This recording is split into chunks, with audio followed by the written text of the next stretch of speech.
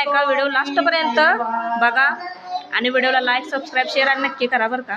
तर आता या मॅडम काय थोडं सांगणार आहे तर ऐका तुम्ही. माझे नाव सुनीता जगन्नाथ जाधव, तालुका खानापूर, जिल्हा सांगली. आमच्या अंगणवाडीमध्ये 21 मुलं आहेत.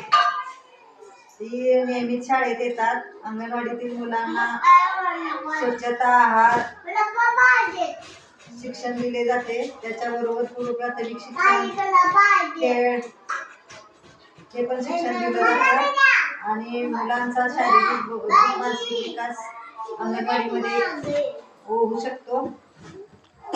हो, हे बरोबर सांगतात आणि मी सुद्धा अनुभव घेतलाय माझ्या मुलावरून. कारण माझी मुलं घरी असली की त्यांचं वजन फार कमी होतं आणि शाळेत रेग्युलर यायला लागली ना तर आमच्या चिवचं पण आणि हा बघा आमचा डुगूसुद्धा वजनमध्ये फार फरक पडतो.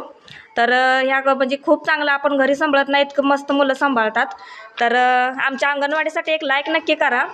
तर बघा आमच्या मॅडम आणि काय सांगतात नक्की ऐका लक्ष देऊन.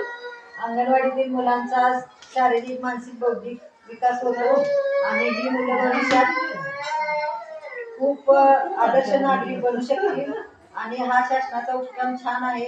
शासनाच्या सहकार्यातूनच हे सर्व चालतं.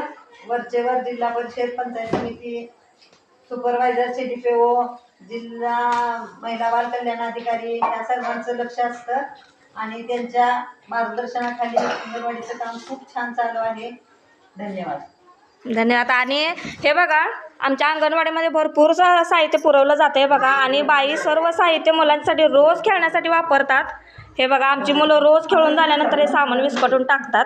आता बघा त्यांच्या जेवणाचा टाईम झाले, मुलं सर्व जेवायला आलेत. आमच्या मॅडम पण आता जेवायला बसलेत मुलांना घेऊन. तर एकदम घरगुती वातावरण असतं शाळेमध्ये.